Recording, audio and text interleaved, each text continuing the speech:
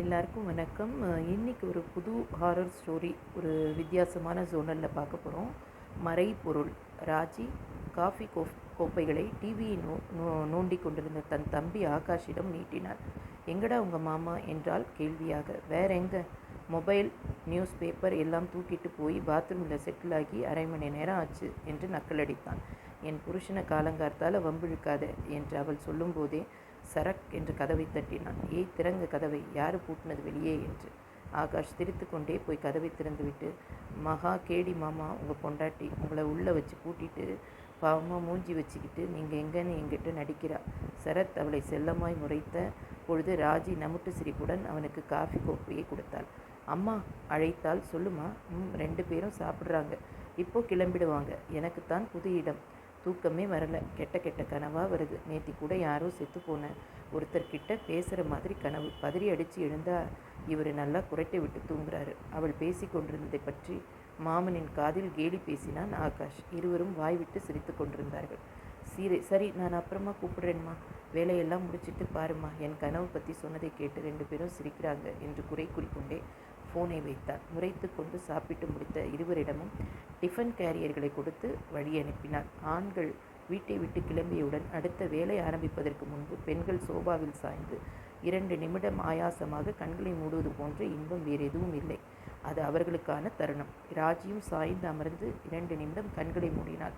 ஆகாஷ் ஒரு வருடமாகவே வேலை கிடைத்து சென்னையில் தான் இந்த அப்பார்ட்மெண்ட்டில் தான் தங்கியிருக்கிறான். அம்மாவுக்கு இன்னும் 1 வருடம் இருக்கிறது ஓய்வு பெற. அதுவரை திருச்சியிலிருந்து வர முடியாது. சரத் வேலை மாற்றமானதும் 3 மாதங்களுக்கு முன் வந்து மச்சானோடு சேர்ந்து கொண்டான். ராஜிக்கு அவ்வளவு சீக்கிரம் வேலையை விட முடியவில்லை. அவளால் 1 வாரத்துக்கு முன்தான் இங்கே வந்து சேர முடிந்தது. புது வேலைக்கு பல இடங்களில் விண்ணப்பித்திருந்தாள். அதுவரை இல்லத்தரசிதான். பிற வேலைகளை எல்லாம் முடித்து கொண்டு தொலைக்காட்சியை போட்டால் அதில் உருப்படியாக ஒன்றையும் காணும். கையில் புத்தகத்தை எடுத்துக்கொண்டு அந்த குடியிருப்பின் பூங்கா நோக்கி நடந்தாள். நல்ல மத்தியான நேரம், யாரும் இருக்க மாட்டார்கள். பொதுவாக காலையும் மாலையும் களை கட்டும். பூங்கா மதிய நேரங்களில் ஆளரவமின்றி காணப்படும். உள்ளே போய் மர நிழலில் போட்டிருந்த சிமெண்ட் பெஞ்சில் கால் நீட்டி சாய்த்து ஆஸ்வாசமாக அமர்ந்து கையில் இருந்த புத்தகத்தை விட்ட இடத்திலிருந்து வாசித்தாள். சில நிமிஷங்களுக்கு பின் அங்கு யாரோ நிற்பது போல உணர்ந்து தலை நிமிர்த்தி பார்த்தாள் ராஜி. நல்ல ஆஜானபாகுவான ஒரு முதியவர்.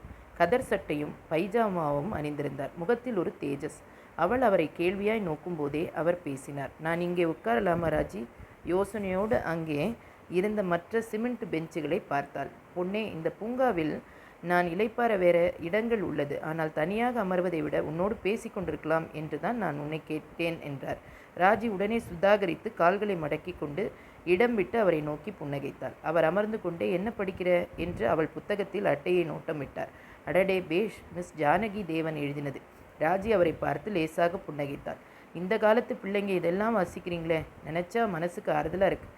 ராஜி இப்பொழுது மௌனம் உடைத்து பேச ஆரம்பித்தாள். பழைய நாவல், சிறுகதைகள் வாசிக்கிறதுல ஒரு த்ரில் இருக்குது என்று இழுத்தாள். தாத்தான்னு கூப்பிடாம என்று எடுத்து கொடுத்தார்.